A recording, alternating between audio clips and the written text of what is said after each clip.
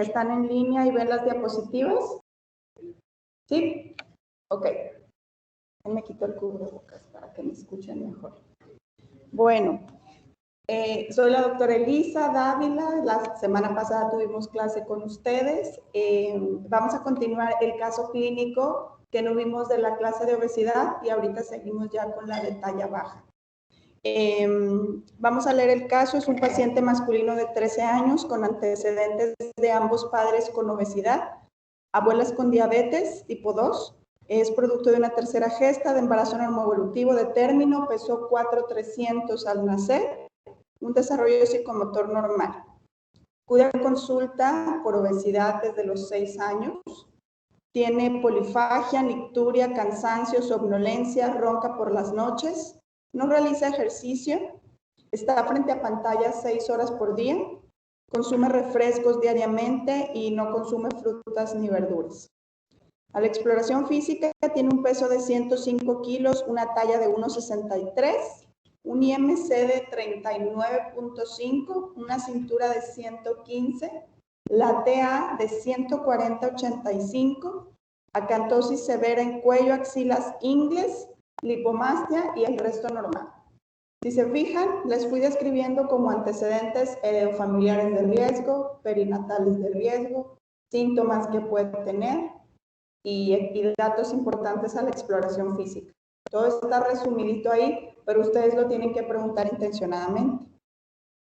Ahora, ¿qué exámenes de laboratorio van a solicitar a este paciente? ¿Qué laboratorios le piden? Ya sea los que están en línea o los que están aquí. De entrada, no. Sí, los pasantes ya están contestando acá. Pero díganme. Perfil bioquímico, específicamente, ¿qué quieres ver? Glucosa, ¿qué más? Perfil de lípidos, ¿y qué más? ¿Qué otra cosa es importante ver del perfil bioquímico? ¿Viene el perfil de lípidos? ¿Qué más es importante que tenemos que buscar en los pacientes? Las PFHs. Acuérdense que muy frecuentemente hacen esteatosis y hacen transaminasemia. Entonces no se les olvide pedir las transaminasas. Hay perfiles bioquímicos que tú pides perfil bioquímico completo y vienen ya PFHs, química y perfil de lípidos. Pero hay algunos perfiles bioquímicos, como el que hacen aquí en el hospital, que dice 24, y ese nada más te da colesterol y triglicéridos totales, pero no te da el HDL y el LDL. Y recuerden que para hacer diagnóstico de síndrome metabólico tienen que venir esas también. Entonces, perfil bioquímico completo con lípidos, le pueden poner en su orden de laboratorio. ¿Y qué más? ¿Nada más? Si tiene acantosis, como es el caso del niño, pues insulina basal. Entonces, glucosa, perfil de lípidos, PFHs e insulina basal son los exámenes de laboratorio de entrada que vamos a pedir. Y bueno, ya le hicieron los exámenes, le hicieron la orden. ¿Qué medidas de protección o prevención y tratamiento le van a dar? O sea, le van a decir a la mamá, háganse sus exámenes y que le vaya bien, que coma frutas y verduras. ¿Qué más le tenemos que escribir en la receta como parte del tratamiento? Ejercicio, ¿cuál ejercicio? ¿Qué tipo de ejercicio? ¿Cuánto? ¿Cuántas veces al día? Todo eso.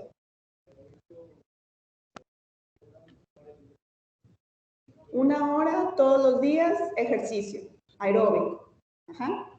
Generalmente, al menos que hagan 300 minutos por semana, una hora 5 días a la semana, 45 minutos 6 días a la semana. Pero en las medidas de plus es una hora todos los días, así para que no se hagan bolas. ¿Qué más? ¿Qué más? Raciones de fruta y verdura por día, muy bien. Exacto, no más de 2 horas de pantallas. ¿Qué más? Desayunar todos los días. ¿Qué más? A ver, los que están en línea, que digan algo. ¿Qué más? ¿Qué cosa?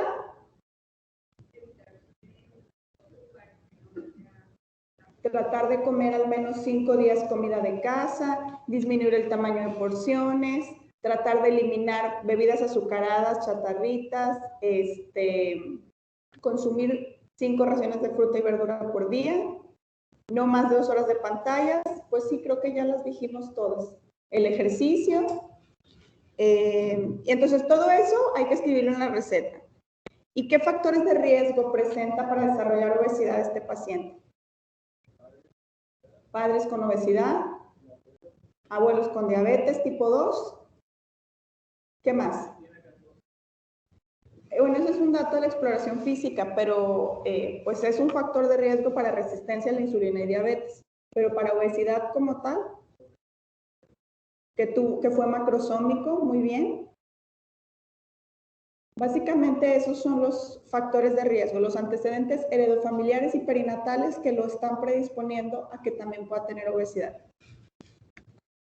Ahora estos son sus laboratorios. Ya regresa con ustedes y trae una glucosa en 105, un colesterol en 210, triglicéridos en 245, un HDL en 38 y una insulina en 35. A ver si se acuerdan de los valores normales. ¿Cómo calculas el índice de OMA? A ver, memoria. ¿Cómo les dije que se calculaba? Ajá. Ajá. Así es. Glucosa por insulina entre 405. Muy bien, tachita, punto extra y palomita y estrellita en la frente. Porque sí se acordó. Glucosa por insulina entre 405. ¿Y cómo le sale a este paciente? ¿Ya lo calcularon? Acuérdense, miren, es 105 por 35 entre 405, ¿cuánto sale? 9. ¿Y cuánto es lo normal? Menos de 2.5. Digo, perdón, si lo normal abajo de 2.5. Si sale arriba de esto, está alterado. Entonces, pues, trae mucha resistencia a la insulina. ¿Y qué criterios tiene de síndrome metabólico? ¿Qué criterios tiene? ¿Qué pasó? ¿Cuál? La resistencia a la insulina no es criterio. Digo, sí lo tiene y está mal, pero estrictamente hablando no es criterio. ¿Qué más? ¿Qué colesterol? ¿Cuál? No es criterio. ¿Qué más? Las otras que quedan. La hipertrigliceridemia. Así es, los triglicéridos arriba de 150, el HDL abajo de 45. ¿Qué más? La glucosa arriba de 100. ¿Qué más? Faltan 2 que no están ahí. La presión arriba de 135,85. Y si se acuerdan cómo traía la presión, 140,85, también cumple criterio. ¿Y cuál otro? La cintura, el perímetro abdominal arriba de la percentila 90, que pues este niño la tiene porque trae 115 de cintura. Entonces, ¿cumple criterios o no cumple criterios para síndrome metabólico? Tiene los 5 de 5. ¿Y cómo se hace el diagnóstico? Arriba de 3. 3 de 5 hacen criterio. ¿Y qué sería su conducta a seguir? ¿Qué sigue después? Si ya lo vieron, trae esos laboratorios, ya lo revisaron la primera vez, ¿qué sigue? ¿Qué van a hacer ustedes como médicos de primer contacto? Ya le dieron inicialmente unas medidas de recomendación, no bajó de peso, se mantuvo, pero ahí sigue. Trae resistencia a la insulina, síndrome metabólico y obesidad severa. ¿Qué más? ¿Qué dijeron aparte del tratamiento farmacológico? Refieres a endocrino. Este ya es criterio de referir a endocrinología o a pediatría al menos. Sí le pueden dar metformina, pero inicialmente al menos son 3 a 6 meses con cambio en estilo de vida. Si no mejoran y están en un lugar donde no hay accesible un endocrinólogo pediatra, pues pueden iniciar fármacos, metformina. Pero inicialmente o de entrada sería referir al endocrinólogo pediatra. ¿Ok? Ustedes hacer el diagnóstico, detectar, referir, dar las medidas de recomendación y eso es lo que sigue. ¿Ok? ¿Hasta aquí alguna duda? ¿No? Bueno, vamos a empezar con esta clase muy bonita que me encanta. Hablar de crecimiento, porque aunque no seas o no vayas a ser pediatra y no vayas a ser médico clínico, les va a preguntar, nomás porque están estudiando medicina, la vecina, la prima, el tío, oye, ¿cómo ves al niño? ¿Estará bien? ¿A poco no es la típica pregunta de que siempre andan buscando a ver cómo está el hijo, si está creciendo normal o no? Y es más, hasta nos toca de que están súper graves en la UCI o en la terapia, y lo que quieren saber es si va creciendo bien y está con aminas y cuánta cosa. O sea, realmente a los papás les preocupa mucho esto. Y pues bueno, si pensamos en crecimiento, nos acordamos y de hormona de crecimiento, pues Messi, ¿verdad? Que es el ejemplo clásico y típico y muy mundialmente conocido que fue tratado con hormona de crecimiento porque era deficiente. Y digamos que fue un caso de éxito porque es millonario, pero no tan éxito porque se hizo el diagnóstico un poco tardío y a él no le dieron hormona de crecimiento desde muy pequeño. Él empezó como a los 12, 13 años con el tratamiento, a pesar de ser deficiente. Entonces, pues por eso no quedó tan alto, pero al final de cuentas, pues es el super pro en fútbol, ¿verdad?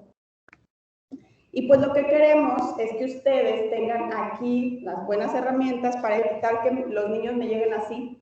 Es típico que me llegan tristes y frustrados a los 14, 15, 18 años porque no crecieron más. A veces me llegan a consultar adolescentes, o bueno, jóvenes de 18, 20 años que quieren crecer más. Y de que, o sea, ¿cómo te ayudo? Ya es muy difícil. Muy difícil, sobre todo cuando ya les cambió la voz, cuando ya terminaron su desarrollo pubertal. Entonces se frustran porque ya no los puedes ayudar y porque alguna vez un médico les dijo, ya se va a estirar, es que su mamá está muy chaparrita, su papá está muy chaparrito, ¿cómo quiere que crezca más? Entonces hay que evitar, si tienen alguna duda o alteración o piensan los papás que el niño está pequeño o es el de los más bajitos del salón, hay que revisarlo para poder detectar a tiempo algún problema. Y pues evitar una referencia tardía, ¿verdad? Ahorita vamos a darles aquí las herramientas, conocimientos para que se detecten y se refieran de manera oportuna. La talla baja es un motivo de consulta frecuente, como les mencionaba ahorita, es un 25% de los motivos de consulta que nosotros vemos en pediatría. Y es una pregunta obligada en toda consulta pediátrica. Siempre los papás quieren saber cómo va. Y es una tercera causa de segunda opinión pediátrica. O sea, si al papá no le gustó lo que le dijiste, se va a ir con otro y se va a ir con otro y va a andar así. Porque a veces ni siquiera le enseñan la gráfica al papá, nomás de que, sí, está bien. Pues está chaparrito, pero ya va a crecer.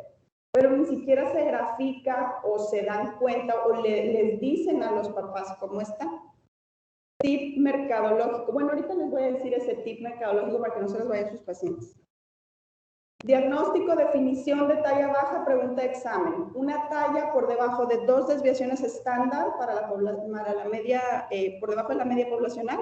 Una estatura abajo de la percentil 3 en las gráficas de CDC. O que esté abajo de 4 centímetros de acuerdo a la talla blanco familiar o a la talla diana o genética esperada de acuerdo a mamá y papá, que ahorita les voy a enseñar cómo se saca esa talla blanco familiar. Hay muchos factores que influyen en el crecimiento. Factores genéticos, que son importantes, obviamente la estatura de mis padres. No vamos a decir que yo voy a crecer a unos 70 si mi mamá mide unos 50 y mi papá unos 60. Entonces, finalmente el factor genético, la estatura de mis padres, es importante. Sí influye estatura de abuelos, de tíos, para que podamos dar un patrón de crecimiento más o menos que debe tener el paciente. Pero lo que más influye, pues, es mamá y papá. Factores permisivos. Es muy importante una adecuada nutrición y factores psicosociales. Se ha visto que niños que están bajo estrés constante, maltrato o en situaciones de vulnerabilidad tienden a tener también un crecimiento afectado. Y obviamente, si no comen de manera correcta, la nutrición es muy importante. Hay factores realizadores como tal ya en el hueso. Si hay alguna alteración a nivel del cartílago de crecimiento del hueso, finalmente va a hacer que este niño no crezca de manera correcta. Y obviamente las hormonas, que dependiendo del periodo de la vida son las hormonas que se van a producir para ayudarnos a crecer. Por ejemplo, hay 3 etapas de crecimiento. Está la fetal o primera infancia, que va desde el nacimiento hasta generalmente los 3 años. De hecho, desde prenatal. Y aquí van a influir mucho los factores maternos, o sea, qué tanta nutrición como madre le das tú al niño, las hormonas tiroideas y factores de crecimiento similar a insulina. IGF-2 generalmente son las hormonas que actúan a este nivel, pero aquí va a influir muchísimo hormonas tiroideas y factores maternos. ¿Qué le estás dando tú a este niño para que crezca de manera correcta? En la etapa prepuberal o segunda infancia es la etapa escolar, básicamente, de los 4 o 5 años hasta la etapa de los 11, 12 o 10 que empiecen la pubertad, dependiendo. Y aquí la hormona de crecimiento es cuando tiene su máxima acción, va a influir mucho y es cuando empezamos a detectar estos niños deficientes o que no crecen de manera correcta, o es cuando empezamos a comparar como papás un poquito más. Porque al principio, pues que si nació pequeño, que nació grande, y pues lo vas aguantando y lo vas a... Pero ya entra a la primaria y los empiezas a comparar con los demás niños de su edad, y pues ya vas dándote cuenta que tu niño se va quedando más pequeño. Aquí, hormona de crecimiento es básica. Y bueno, la etapa puberal, que es muy importante, la hormona de crecimiento y las hormonas sexuales, ya sea estrógenos y testosterona, que son las que nos van a ayudar a dar el pico de estirón de crecimiento. Y bueno, es importante recordar que la hormona de crecimiento tiene una secreción pulsátil. Por eso no se recomienda tomar hormona de crecimiento como tal para hacer un diagnóstico. Se tiene que hacer una hormona de crecimiento estimulada para hacer diagnósticos de deficiencias. Generalmente nosotros lo que hacemos es niveles de IGF-1, que es un factor de crecimiento similar a insulina, que se produce en hígado y va y actúa directamente al cartílago de crecimiento, que es estimulada por la hormona de crecimiento. Entonces, indirectamente, cuando medimos la IGF-1 y sale baja, es probablemente que esté baja también la hormona de crecimiento. Si sale normal, no te descarta alguna deficiencia, pero te orienta que pudiera ser deficiente este paciente. Entonces, es importante que recuerden esto. El ejercicio es un estimulante natural de hormona de crecimiento, por eso los atletas tienden a ser muy altos. Y en el sueño o en la noche es cuando más se produce fisiológicamente la hormona de crecimiento. Y si se fijan, el pico máximo de secreción, pues es a las 12 de la noche. Ajá. Entonces, tienen que estar dormidos los niños desde las 10 para que durante más tiempo se produzca hormona de crecimiento y puedan alcanzar a tener su pico máximo de liberación. O sea, hay una explicación científica, por eso siempre los papás nos mandan a dormir temprano. Realmente es pues para que, y te dicen, en la noche es cuando creces. Y a veces dices, es que duermen mucho y se levanta a las 12 del día el niño, pero se duerme a las 2 de la mañana. Y ahorita en pandemia se ha visto unos trastornos del sueño fatales. Se desvelan muchísimo. Entonces, finalmente esto va a tener alguna repercusión en el crecimiento. Entonces, es importante que ustedes lo sepan para que lo puedan explicar a los papás. Y bueno, es muy importante medir de manera correcta a los niños. ¿Cómo vamos a valorar que está creciendo bien si no lo medimos bien? Entonces, ¿cuál es la manera correcta de medir a los niños? Menores de 2 años o si miden menos de 100 centímetros, tiene que ser con un infantómetro y 2 exploradores. Uno que le sostenga la cabeza para que el niño esté totalmente mirando hacia arriba, viendo al explorador, y el otro para que sostenga rodillitas y los pies, los talones, que estén completamente derechos y pueda sostener completamente estirado al paciente. Generalmente cuando mide menos de 1 metro, pueden medir, y tú lo mides al niño, tiene 4 años y a lo mejor mide 90, 80 centímetros, 85 porque tiene talla baja. Y si tú lo mides paradito, tiende a encorvarse un poquito más porque su curvatura de la columna no está totalmente estirada. Es por eso que se recomienda medirlos la longitud acostados en un plano horizontal totalmente. Esto es en un infantómetro. Y ya cuando tienen más de 2 años o miden más de 1 metro, se recomienda medirlo en el estadímetro de Harpender. Es un estadímetro que está fijo a la pared y tiene que estar la cabeza, omóplatos, glúteos, pantorrillas y talones, todo completamente pegado a la pared. Tiene que estar también los ojos en un plano horizontal para que esté completamente derecho, sin objetos en la cabeza, porque a veces me llegan las niñas con una cebolla acá como de 5 centímetros y ni siquiera se puede poner bien, o con gorros o cachuchas, todo esto hay que quitar, obviamente brazos a los costados y de preferencia sin chamarras, suéteres o cosas que estorben mucho. Y estrictamente hablando, obviamente sin zapatos, se tendría que medir hasta con poquita ropa. Y bueno, aquí rápidamente, ¿algún error en la medición que tenemos en la primera figura? Pues trae el gorro.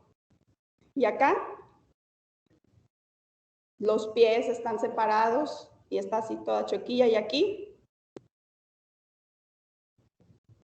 pues la trenza, objetos en la cabeza, bolitas, o sea, hay que quitarle. A veces vienen con peinados bien elaborados porque van a ver a la doctora y se van bien fashion todos los niños, pero ahí les tienes que quitar todo, moños, bolitas y todo lo que traen.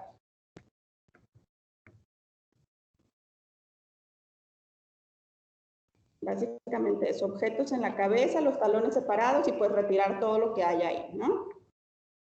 Obviamente si tienes zapatos, los pies están despegados, todo, eso es una manera correcta. Y es bien común que a veces me acompañan en la consulta y les digo, a ver, mídenlo. A veces ni les quitan los zapatos o sí se los quitan, pero están los niños así. O sea, todos chuecos, no están derechitos como deben de ser. Entonces tienen que estar así bien alineados como soldados. Bueno, ahora es muy importante, como todo en pediatría, todo en medicina, hacer una buena historia clínica, exploración física. Es muy importante que ahorita les voy a decir qué es lo que vamos a buscar específicamente en la historia clínica. Graficar. No se vale que nomás le digan está bien si no grafican. Si no grafican, dan cuenta que no hicieron nada. Definir si presenta talla baja como tal o hipocrecimiento. Ver si se le tienen que hacer exámenes de laboratorio y pues ver si a quién se va a tratar o no. Entonces, hay que medir primero de manera correcta, sacar la talla blanco familiar, graficar y ver si tienen más estatura, si pueden sacar alguna velocidad de crecimiento. ¿Qué vamos a hacer en el consultorio? En la historia clínica es muy importante los antecedentes heredofamiliares. Obviamente, sí, la estatura de los padres y cómo estuvo la estatura de papá o mamá cuando estaban chiquitos. ¿A qué edad se dio el estirón papá? ¿A qué edad fue la menarca de la mamá? Porque a veces son papás muy bajitos y pues la mamá menstruó a los 9, 10 años y se quedó chaparrita. Y pues bueno, es un factor para que la niña a lo mejor pueda estar así también. O fue el típico papá que dije, pues yo también era bien chaparrito y me estiré en la prepa, hasta la prepa me cambió la voz y siempre fui muy chaparrito. Y el niño está igual. Eso es un antecedente importante o frecuente en una variante normal del crecimiento que se llama retraso constitucional del crecimiento y desarrollo, que ahorita les voy a explicar. Obviamente checar la talla y edad del desarrollo puberal de padres, abuelos, antecedentes perinatales. Es súper importante el peso al nacimiento. ¿Cuánto pesó al nacer y si fue de término o no? Aquellos niños prematuros o con un peso menor a 2,500 que tuvieron un peso bajo al nacimiento, algunos puntos de corte o algunas literaturas daban hasta 2,700, abajo de 2,700, y que fueron de término, por ejemplo, tienen un factor de riesgo para no tener un catch-up de recuperación correcto. Todos estos niños prematuros o de peso bajo, para los 2 años de vida, tienen que estar en su talla blanco familiar o en el carril genético que les corresponde. Si para los 2 años no llegaron, este niño va a requerir hormona de crecimiento porque no va a llegar. Algunos prematuros extremos les damos chance hasta los 3 o 4 años para dar ese catch-up o crecimiento de recuperación. Si no llegó a la talla blanco familiar, no va a llegar. Entonces es importante que aquellos de peso bajo al nacer y si están chaparritos y no están creciendo como debe de ser, se refiera con el endocrinólogo pediatra o con su pediatra para ver si amerita algún otro tratamiento para ayudarle a crecer, porque probablemente no se va a recuperar. El 90% se recupera, o sea, son muy poquitos los que no se van a recuperar, pero hay que vigilarlos obviamente. El estado nutricional de la primera infancia, si fue el típico niño alérgico a la proteína de la leche, o que si era intolerante, o que si era, y que no se nutrió de manera correcta. Obviamente que si se enfermaba mucho, que el hiperreactor, o que si tenía acidosis, o que si X o Y, enfermedades frecuentes, asma, etcétera. Si utilizó algún tipo de medicamento, todo esto influye finalmente para que no tenga un crecimiento tan óptimo. Y pues checar fotos, ¿verdad? A ver cómo estaba cuando estaba en la primaria, y ahorita que viene conmigo está en secundaria y sigue chaparrito. No, pues en la primaria estaba bien y hasta ahorita en la secundaria se quedó chiquito. Entonces, ir comparando. A la exploración física necesitamos una exploración sistemática y meticulosa. ¿Qué vamos a hacer? Obviamente sacar el peso, la talla, la relación de peso-talla y medir proporciones corporales, segmentos, brazadas, etc. Esto generalmente lo hacemos los endocrinólogos, pero es importante que ustedes sepan. Y obviamente el desarrollo de Tanner o desarrollo puberal en el que se encuentra en este momento que ustedes lo están checando. Ahora, este es un ejemplo. Juan tiene 7 años, acude a consulta porque sus padres están inquietos debido a que es el más bajito del salón. Mide 1,23, pesa 22 kilos, la talla de la mamá es 1,65 y del papá 1,81. Vamos a sacar la talla blanco familiar. ¿Cómo se saca? Es talla de la mamá más talla del papá en centímetros. Si es varón, le sumas 13. Si es niña, le restas 13 y al final lo divides entre 2. Así es como sacamos la talla blanco familiar en niños y en niñas. Si vemos el ejemplo de Juanito, la talla del papá era 181, 165 más 13 porque es varón, lo dividimos entre 2. Entonces la talla blanco familiar de Juanito es de 1,79.5. que está en la percentila 50-75. No debería de ser los más bajitos del salón. Los más bajitos del salón es en la percentila entre la 3 y la 10 o 25. Estos son los bajitos del salón. Si su blanco familiar está dando en la 50-75, pues algo está pasando con Juanito porque se está quedando chaparrito. Entonces, ¿sí me entendieron más o menos cómo era la blanco familiar? Está sencillo, ¿no? Bueno, y ya el ejemplo en la gráfica. Si se fijan, esta línea verde es la talla blanco familiar. Ustedes hacen una proyección de estatura. Desde los 2 años, los niños tienen que ir en este carril genético que les corresponde, que en el caso de Juanito es esta línea punteada que está aquí. ¿Ok? Entonces, esa es la talla blanco familiar. Puede estar 4 centímetros abajo. Cada rayita es 1 centímetro. Cada rayita no, delgadita o no tan fuerte. Y cada rayita fuerte de estas son 5 centímetros.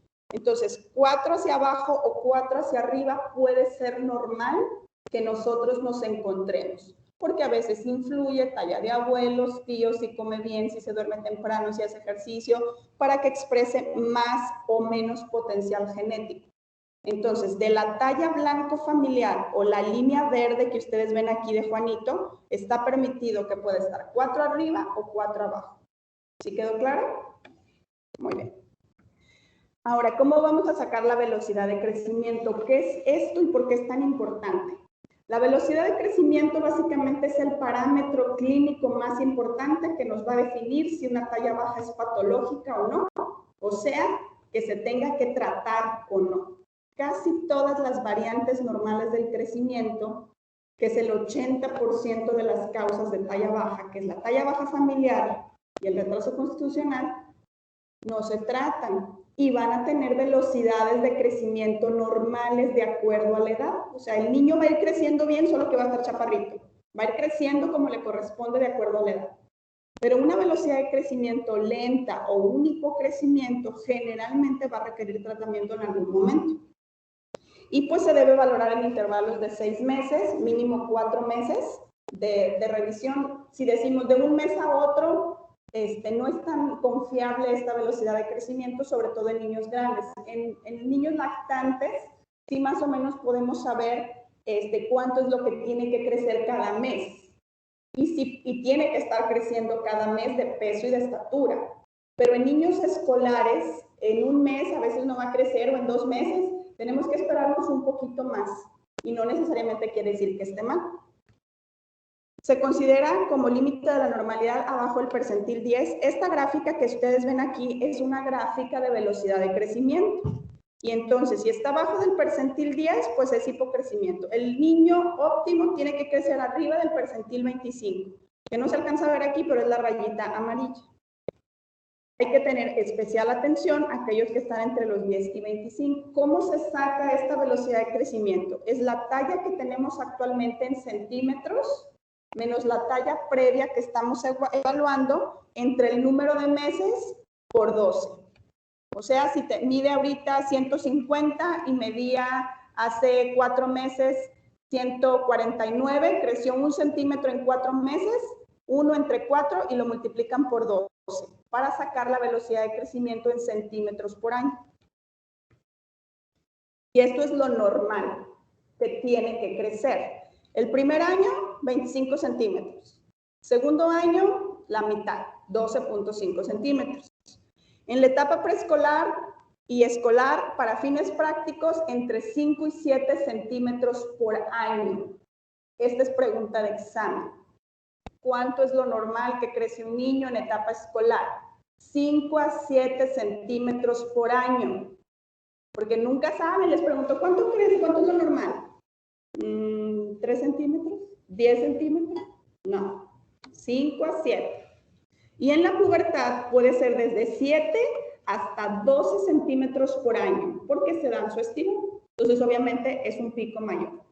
Entonces, para que no se les olvide, porque esto es muy importante para que ustedes puedan saber si un niño está creciendo normal o no. Es más, simplemente si ustedes los empiezan a medir ahí, les ponen la típica rayita en la pared, que lo hacen muchos papás, pues ahí van a ver de un año a otro qué tanto creció en centímetros. Y es bastante, pues, digo, a veces no los miden tan bien, pero te puede dar una idea si está creciendo bien o no. Ahora, ¿cómo vamos a sacar la relación de peso-talla? Específicamente para valoración de crecimiento es más confiable utilizar las gráficas de la CDC, de niñas y de niños. Ya una vez que sacaron la blanco familiar, hay que ver cómo está el peso con respecto a la estatura. Si tenemos más afectado el peso con respecto a la estatura, lo más probable es que sea algo sistémico, es algo que esté pasando de gastro, de cardio, de neumo, de nefro, o sea, tiene algún problema por ahí el niño que se está quedando flaquito y chaparrito, pero está más afectado el peso. Si se encuentra más afectada la estatura y tiene más peso que estatura, o sea, el peso a lo mejor puede estar normal, pero está chaparrito, lo más probable es que sea algo endocrinológico o genético lo que tiene este niño. Si recuerdan la vez pasada que les dije, gordito y chaparrito, al endocrinólogo o al genetista. Es igual en crecimiento. Si está más afectada la estatura con respecto al peso, lo más probable es que sea algo que se tenga que tratar. Entonces, para que vean cómo se ve en su gráfica el peso con respecto a la talla. ¿Qué le vamos a solicitar? Ustedes, como médicos de primer contacto, son exámenes generales, VH, perfil bioquímico, ego, coproparasitoscópico, seriados, porque por ahí vamos a encontrar bastantes alteraciones del crecimiento. Como les dije ahorita, muchas veces son cosas sistémicas. Una gasometría venosa. Pueden pedir de entrada, si quieren y quieren verse super pro, ya el perfil tiroideo y la IGF-1.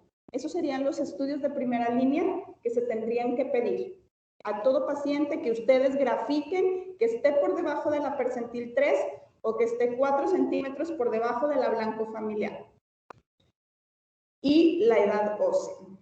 La edad ósea es típico que a veces los papás me preguntan, quiero llevar a consultar al niño porque no crece. ¿Qué exámenes le llevo? Ya quieren hacerle exámenes al pobre hijo y yo ni siquiera lo he visto. Y todos los papás quieren picarlos y dejar, espérate. Lo único es para calmar las ansias del papá, háganle una radiografía de la mano izquierda, una edad ósea de mano no dominante. Y ya con eso sienten que le hicieron algo y van adelantando en la consulta, porque lo que quieren es ya tener todo para no pagar otra consulta. Entonces quieren llevar así, pero hay veces que no necesitas pedirles laboratorios, pero sí la edad ósea. La edad ósea nos va a ubicar a este niño si está acorde a la edad que tiene, si está retrasada o no, para ver más o menos cómo va a ser el pronóstico de estatura de este paciente.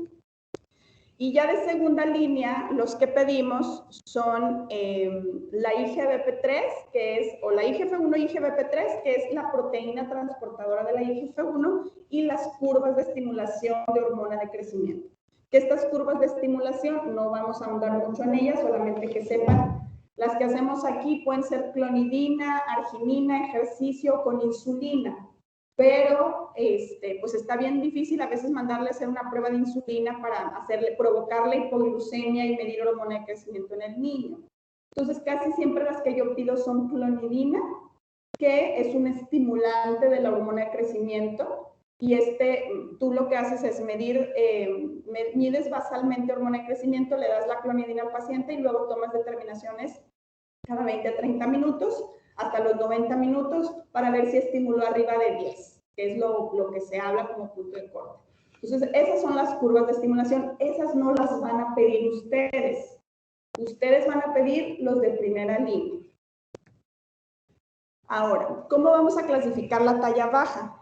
Es una talla baja que llamamos o se puede llamar como idiopática o variantes normales, que es la talla baja familiar, el retraso constitucional del crecimiento y desarrollo, y una condición que se llama talla baja idiopática. ¿Por qué lo pongo en negritas? Porque algunas veces estas tallas bajas idiopáticas, todo sale normal, está creciendo lento, y ellos sí tienen indicación de dar hormona de crecimiento, a pesar de ser una variante normal del crecimiento. Pero ya es una indicación por la FDA para poder tratar a estos niños, porque pues si no se van a quedar chaparritos. Pero para fines prácticos, las variantes normales, talla baja familiar y retraso constitucional. ¿Qué son los trastornos primarios? Son aquellos con los que el niño ya nació. O sea, esos trastornos primarios con los que tiene, que son las displasias esqueléticas, acondroplasia, hipoacondroplasia, enfermedades metabólicas que ya traen estos niños, o anomalías genéticas, síndrome de Turner, Noonan, Prader-Willi, o sea, eso ya lo tiene, no es algo que adquirió. Y obviamente el retraso constitucional, el retraso del crecimiento uterino no recuperado, son los niños de peso bajo al nacer, que pues también eso ya lo traían, no fue algo que adquirieron. Esos son trastornos primarios. Los secundarios es todo lo que viene después de que nacen. Alteraciones nutricionales, enfermedades crónicas o endocrinológicas como hipotiroidismo, deficiencia de hormona de crecimiento y demás. A veces nos olvidamos un poquito del hipotiroidismo, pero es una causa también de talla baja. Acabo de ver una paciente de 14 años, esta semana pasada, 14 años, 5 meses, llegó por amenorrea y talla baja. Y ya le había mandado a hacer cariotipo y no le pidieron ni siquiera una edad ósea. Y pues sí, obviamente piensas Turner, ¿verdad? No le ha bajado y tiene talla baja, pues Turner. Pero no tenía estigmas de Turner, que ahorita les voy a decir cuáles son. Traía un hipotiroidismo de 960 la TSH. No sé si ya vieron hipotiroidismo con Leonor. ¿Sí ya vieron la clase de tiroides? Sí ven clase de tiroides, ¿no? ¿O no? Sí. ¿Y ya la vieron? ¿No se acuerdan cuánto es lo normal de TSH? Pero bueno, estaba en 965, era muchísimo. Una T4 libre en 0.09, o sea, una cosa de que no sé cómo andaba la hija ahí. Y obviamente, o sea, mide 1.30, tiene 14 años, está chiquititita. Pero bueno, ya le encontramos que fue el hipotiroidismo. Esperemos que le vaya bien, pero como quiera tiene mucho rezago de crecimiento, entonces a ver qué tanto la podemos alcanzar. Pero bueno, entonces dentro de las enfermedades endocrinológicas, deficiencia de hormona de crecimiento, hipotiroidismo, son causantes, ¿verdad? La diabetes inclusive a veces si están muy mal controlados, también provoca disminución en el crecimiento. Un pequeño grafiquita, un paciente con talla baja, un esquema, si tiene antecedentes serofamiliares de talla baja, hay que checar la edad ósea. Si alguno de los papás tiene talla baja, el desarrollo puberal está normal, empezó a la edad que debería de ser y la edad ósea está acorde a la edad que tiene, lo más probable es que sea una talla baja familiar. Si alguno de los padres es chaparrito, la edad ósea está acorde, pues a lo mejor es su talla baja familiar. Si hay antecedente de retraso puberal también en los papás, el niño no ha empezado la pubertad, no tiene un retraso puberal y la edad ósea está retrasada, lo más probable es que sea un retraso constitucional del crecimiento y desarrollo. Y cuando no hay nada de antecedentes de esto que les estoy diciendo, pues vamos a pedir de entrada esa primera línea de estudios, VH, perfil bioquímico, ego, copro, gasometría y una edad ósea. Y vamos a sacar la relación de peso-talla. Y como les dije ahorita, si el peso está menor que la estatura, puede ser malnutrición, enfermedades sistémicas, enfermedad inflamatoria intestinal, celíaca, TR, talasemias, fibrosis quísticas, asmas, cardiopatías, o sea, muchas enfermedades sistémicas. Si está más afectado el peso. Si está más afectada la estatura, como les mencioné ahorita, trastornos genéticos, Noonan, síndrome de Down o trisomías, Prader-Willi y endocrinopatías, hipotiroidismo, Cushing, deficiencia de hormona de crecimiento, diabetes, cuando está más afectada la estatura que el peso. Y displasias esqueléticas, osteogénesis o acondroplasias, o sea, son las que se pueden clasificar así. La talla baja familiar es que la talla baja esté en alguno o los dos papás. No hay signos o síntomas de enfermedad. El niño anda feliz por la vida y se siente muy bien. Pesó normal al nacimiento, no tuvo un peso bajo, fue de término. Tiene una velocidad de crecimiento arriba del percentil 25, o sea, está creciendo normal. Y tiene proporciones corporales normales. La edad ósea está acorde a la edad que tiene. Y esta es una gráfica. Esta es la talla blanco familiar, está en la percentila 3 o por debajo de la percentila 3, pero vamos graficando el niño y está creciendo constante en el carril genético que les corresponde. Esta es una talla baja familiar. Este es el percentil 3 y está por debajo, o sea, tiene talla baja, pero está en la talla blanco familiar. El retraso constitucional del crecimiento y desarrollo es una causa común de talla baja y que a veces nos confunde que si tiene deficiencia o no tiene deficiencia. Hay a veces la historia familiar de que alguno de los padres también fue chiquito y se desarrolló tardíamente. Es más frecuente en hombres, 2:1, y hay una desaceleración de crecimiento en los primeros 3 años porque el niño pesó normal al nacimiento y luego de repente se quedó chiquitín. Y finalmente llega o se queda por debajo del percentil 3, pero tiene una curva paralela al carril familiar. Y va a tener una velocidad de crecimiento normal, arriba del percentil 25, un retraso en el desarrollo puberal, una edad ósea retrasada con respecto a la cronológica, también tiene proporciones corporales anómalas, pero al final de cuentas, estos niños llegan a la estatura que les corresponde. Por ejemplo, aquí. Este es el percentil 3, el 50, este es el paciente. Va aquí, va como paralelo y luego a veces en la pubertad, la línea punteada es la talla blanco familiar y él va abajo de la talla blanco familiar. A veces en la pubertad inicialmente desaceleran, pero finalmente se dan su estirón y alcanzan la estatura que les corresponde, que la estatura es en la percentil 50, que es esta línea punteada. Entonces, ellos van abajo, estaban normales y luego desaceleran, se van paralelos al carril familiar, y luego como que de repente se van quedando chiquitines y luego se dan su estirón y alcanzan las que le corresponden. Por eso a veces estos se confunden un poquito más con las deficiencias o con alguna talla baja patológica, porque de repente en estas edades como que, ay, se está quedando y luego, ¡fum!, de repente se da su estirón. Pero por eso es importante pues llevar como en estos pacientes ya haces curvas de estímulo, ya los vas siguiendo más, o sea, ¿por qué? Pues para no confundirlo con una talla baja patológica. Pero básicamente, al final de cuentas, estos niños llegan a la estatura que les corresponde. Y a diferencia de la talla baja patológica, pues aquí es donde vienen todas las alteraciones primarias y secundarias que les dije ahorita. Y el dato pivote para el diagnóstico, como les dije, pues es que está creciendo lento, está bajo el percentil 10 la velocidad de crecimiento, y pues son niños que estaban normales y se van quedando chiquitos, chiquitos, chiquitos, y finalmente tienen talla baja. Ellos pues no se recuperan si no se tratan. El tratamiento básicamente para la talla baja familiar y el retraso constitucional, pues es ir dando vigilancia. Algunos casos, ver si tienes que dar algún tipo de esteroide sexual o acelerar un poquito la pubertad, pues si los papás andan como un poquito acelerados de que está chiquito, pero en general, pues vas vigilando que van creciendo normales. Y hormona de crecimiento en estos dos es controversial. Claro que hay estudios y les va bien, finalmente crecen, pero estrictamente hablando no es una indicación aprobada, pero sí les puede ir mejor. Hay papás que dicen, pues no me importa si hay efectos colaterales o lo que sea, que en general la verdad es un medicamento ya aprobado desde hace muchos años y les va bastante bien, pero es costoso. Entonces hay que ver a quién sí puedes darle o no hormona de crecimiento. Estrictamente hablando, pues no está indicado. El diagnóstico de deficiencia. ¿Quiénes van a ser deficientes? Aquel paciente que esté por debajo de la percentila 3, su estatura, que no esté creciendo, que la velocidad de crecimiento esté lenta. La edad ósea va a estar retrasada. Generalmente sus exámenes generales van a estar normales, pero al momento de hacer curvas de estímulo tienen niveles de hormona de crecimiento baja. No crecen o no estimulan como debe de ser. La hormona de crecimiento ya tiene más de 40, 50 años que se está utilizando para pacientes deficientes. Cada vez se han ido agregando, conforme han pasado los años, otras indicaciones de hormona de crecimiento.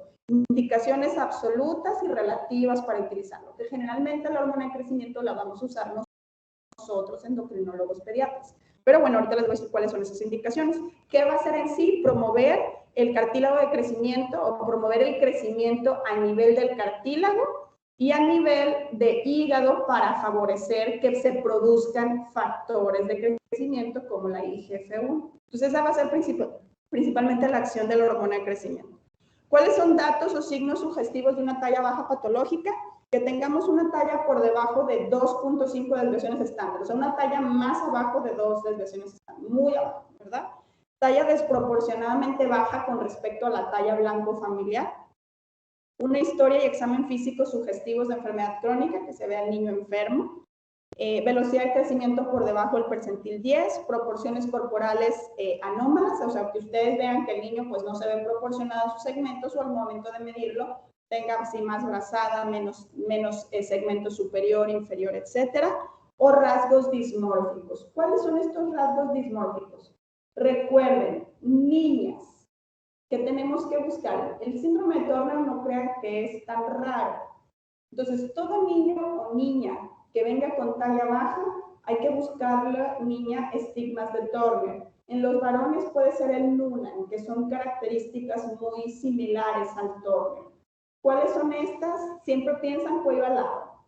La verdad es bien raro el cuello alado en Turner, pero es básicamente que las niñas tienen las orejas con implantación más baja, el cabello se ve implantado más bajo, el cuello está corto, el tórax está ancho, tienen teletelia, están separados sus pechitos, tienen generalmente clinodactilia, el dedo meñique está curveadito, tienen acortamientos del cuarto y quinto metacarpianos y metatarsianos. Obviamente la talla baja y no empiezan, o la gran mayoría no empiezan desarrollo puberal. Ojo, no te excluye. Tengo pacientes Turner que menstruan ahorita, o sea, no crean que es tan raro, o que empiezan con algún dato de desarrollo y lo único, su mayor afectación es la talla baja. Entonces, es importante que, como quiera, de que haya menstruado, descartamos Turner, no. O sea, sí buscar esos rasgos, porque esos rasgos sí los llegan a tener la mayoría. Nevos o lunares así distribuidos en todo el cuerpo. Entonces, buscar específicamente eso para ver si sí realmente tiene Turner o no. ¿Cuáles son las indicaciones aprobadas para hormona? La deficiencia de hormona de crecimiento, niños con insuficiencia renal crónica, ya sea pre o post trasplante, adultos con deficiencia de hormona de crecimiento o que estén muy consumidos por HIV o que estén en una catabolia importante, síndrome de Turner, Prader-Willi, pequeños para la edad gestacional, aquellos que no se recuperaron, talla baja idiopática, como les mencionaba ahorita, síndrome de intestino corto, malabsorción, deficiencia del gen CHOX y el síndrome de Noonan. Entonces, todas esas son indicaciones para dar hormona de crecimiento. Hay otras que sí la damos, pero para fines prácticos, pues esas son las más comunes. Ahora, pues realmente la hormona de crecimiento se va a dar, o cuándo se va a suspender, hasta que la velocidad de crecimiento ya esté por debajo de 2 centímetros por año, que pues ya le estás dando, pero ya no está creciendo tan bien, o que la edad ósea sea mayor a 14 años en las niñas o mayor a 17 en los niños. Porque hay gente que terca, que quiere hormona de crecimiento y ya traen edades óseas de 15 años, las niñas a lo mejor de 13, porque menstruaron a los 10. Entonces, aunque tú le quieras dar, ya no va a haber mucho cartílago de crecimiento para que se elongue o se estire el huesito. Entonces, hay que estar bien conscientes que en base a la edad ósea nosotros decidimos cuándo suspender la hormona. O que veas que realmente pues ya la velocidad de crecimiento está muy lenta. Obviamente a las dosis óptimas y demás.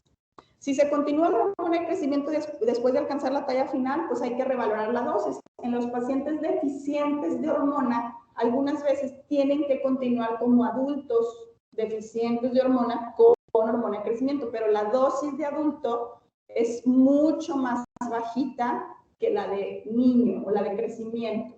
Entonces, bueno, hay que revalorar la dosis. Y si un niño es detectado con problemas de crecimiento, se debe modificar obviamente hábitos como ejercicio, sueño y alimentación, que eso es lo que nosotros tenemos que promover como médicos de primer contacto, y se pueden utilizar algunos estimulantes naturales de hormona de crecimiento, como la arginina, que puede ayudar a que pueda estimular un poquito más y crezca. Pero pues son cosas que damos a veces como para tratar de calmar un poquito al papá de que le estás dando algo. Es controversial, a algunos sí les ayuda, a algunos más o menos, pero pues intentas, ¿verdad? La talla final va a depender a qué edad iniciemos el tratamiento, qué maduración ósea tenga, cómo esté la edad ósea o edad esquelética, qué tanto retraso del crecimiento pondoestatural tenga en el momento en que inicias el tratamiento, qué respuesta alcanza en la pubertad también, y finalmente obviamente los factores genéticos, o sea, cómo está la talla de mis padres para ver qué tan buen estirón o crecimiento vamos a alcanzar. Y pues para concluir, pues las indicaciones de hormona de crecimiento son muchas, y dependiendo de esta es la dosis recomendada. Si se fijan, yo no les puse ahorita dosis. No es importante que esto ustedes lo sepan. Es importante que sepan detectarlo, abordarlo y pues referirlo si amerita. A veces no, porque va a ser una variante normal del crecimiento y ustedes lo pueden vigilar. Es muy importante la iniciación temprana del tratamiento y la duración del mismo, y es un efecto dosis dependiente. Y una vez iniciado el tratamiento hay que vigilar o mantener vigilado, ya que su utilización no es inocua, o sea, tiene sus efectos colaterales la hormona de crecimiento. Y pues bueno, es importante que puedan definir cuál es una talla baja familiar, si hay una enfermedad sistémica, endocrinológica, genética, que esos son los exámenes que van a pedir, que es VH, perfil bioquímico, ego, gasometría, un perfil tiroideo IGF-1 y edad ósea de mano. Esos pueden ser los exámenes iniciales que van a solicitar en un paciente con talla baja. ¿Qué es lo que le van a preguntar al papá? ¿Cuánto creció su hijo el año pasado? ¿Se ha retrasado el crecimiento de su hijo? ¿Con qué frecuencia le queda la ropa pequeña? ¿Le sigue quedando el mismo uniforme? Ya pasaron 3 años y nomás se lo cambia porque está gastado, pero le sigue quedando. Pues algo no está bien, obviamente. El hijo de su niño es el más bajito de la clase, pues a esos niños hay que vigilarlos obviamente más. Es el típico niño que anda solo, chiquito, se siente chiquito, tiene problemas para competir en el deporte con compañeros de su edad, o es el que típico que los niños cargan y lo traen ahí jugando porque está chiquito, y es como sobreprotegido por sus amigos, o se junta con niños más chiquitos de los de su edad. Entonces esas cosas es lo que le tienen que preguntar al papá o a la mamá si les está pasando a su niño. Y pues bueno, este es mi correo electrónico, mi página de Facebook. Si tienen alguna duda, mándenme un mensaje, o como ya les dije, me encuentran en la consulta 14, miércoles y jueves a las 8 de la mañana. Si tienen alguna duda, vayan y acérquense. Es importantísima la práctica. Si no practican y no grafican, vamos a batallar y nos vamos a problemar para poder detectar. Es muy bonita ahorita la teoría y así como que, pero ya cuando se sale en la práctica, pues ahí vienen los detalles, ¿verdad? ¿Hay alguna duda? ¿Sí?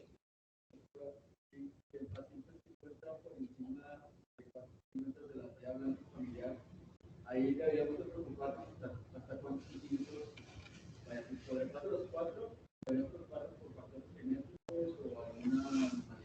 sea, que tenga talla alta. Casi siempre cuando tiene talla alta, en el 90% de los casos es por obesidad. Hay que checar el peso.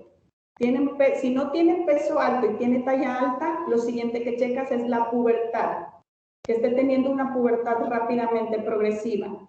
Y si no está ni la pubertad ni la obesidad, pues hay que checar. A veces es una talla alta, hay alteraciones ahí, hay que ver qué tan alta. A veces en Europa, por ejemplo, ellos dan más o menos 6 centímetros de rango con respecto al blanco familiar. Hay que ver qué tan alto o qué tan bajo esté ese paciente. Pero en general, en la talla alta, o sea, que esté arriba de 4 centímetros, vigila obesidad y pubertad.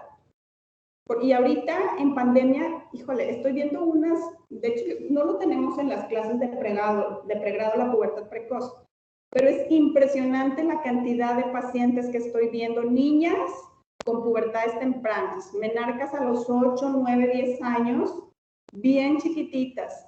Y se ha visto que hay o las teorías que se están estudiando es que las horas prolongadas de pantalla por tener clases en línea está haciendo que cambien ciertos neurotransmisores a nivel cerebral que estimula la pubertad, el inicio más temprano, y que como duermen menos, también bajan niveles de melatonina y también favorece que se estimule la pubertad. Entonces tengan ahí bien en cuenta de referir a tiempo a estas chiquitas porque se les puede inhibir la pubertad para que les dé una mejor estatura, porque también es una causa frecuente de talla baja. Entonces, detectar a estas niñas que están teniendo pubertades tempranas para poderlas tratar también a tiempo. ¿Alguna otra duda? Ajá.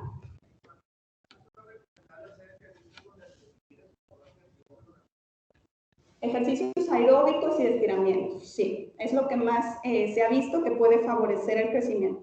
Ejercicios de fuerza o resistencia no estimula tanto la hormona de crecimiento y pues no te ayuda a crecer muy bien. O sea, pesas o, por ejemplo, gimnasia, que de repente hacen más fuerza. Hay veces que tienen mucho baile y ejercicio aeróbico y está bien, pero algunos ejercicios de más fuerza no crecen tan bien. ¿Alguna otra duda? Los que están en línea, hablen ahora o callen para siempre. Hola, doctora. ¿Ya? ¿Sí? Ajá. ¿Cuáles son los riesgos de utilizar la hormona del crecimiento o, pues sí, los efectos adversos? Entiendo que no es, que tiene que tener criterios. Sin embargo, bueno, ahorita vimos que pudiese tener muchísimos beneficios. Sí. Entonces, ¿cuáles son los riesgos de utilizarla? Ok, muy bien. Pregunta por los efectos adversos o riesgos de la hormona de crecimiento. Sí, sí tiene. En general, lo que tienes que vigilar es la glucosa. Puede provocar hiperglucemia. Obviamente, por ser una hormona contrarreguladora, favorece a que pueda elevar la glucosa. En los niños que les inicias tratamiento, cada 3 a 4 meses más o menos hay que estar midiendo niveles de glucosa o hemoglobina glucosilada. Es muy raro, menos del 1% de los pacientes hacen hiperglucemia, pero es algo que tienes que vigilar. Pacientes deficientes que están con hormona también se ha asociado más frecuentemente hipotiroidismo o trastornos tiroideos. Entonces, habitualmente cada año también les estás pidiendo un perfil tiroideo. Obviamente, como es una punción, es inyectable, solo hay hormona de crecimiento inyectable, no es tomada, untada en crema y así como de repente la anuncian, no, esa no existe. O sea, solamente es inyectada, pues que hay alguna reacción local en el sitio de la aplicación, moretones o reacciones alérgicas, que es muy raro. Algunos pueden tener cefalea, que es raro, la hipertensión intracraneal por uso de la hormona de crecimiento, menos del 0.1% de los pacientes, y yo ya tuve un hijo de doctor que le dio, que es rarísimo, pero bueno, tenía cefaleas después de haber empezado el tratamiento y pues parecía que era esto, ¿verdad? Entonces, es poco común, pero esos son los efectos pues más comunes. Lo más, vigilar glucosa, algunos hacen resistencia a la insulina, la tiroides y pues reacciones locales en el sitio de la aplicación. Básicamente son los más comunes. Ajá. ¿Alguna otra duda? Ajá. ¿Alguna otra más? Bueno, pues muchas gracias y cualquier duda estamos ahí en contacto. Bye.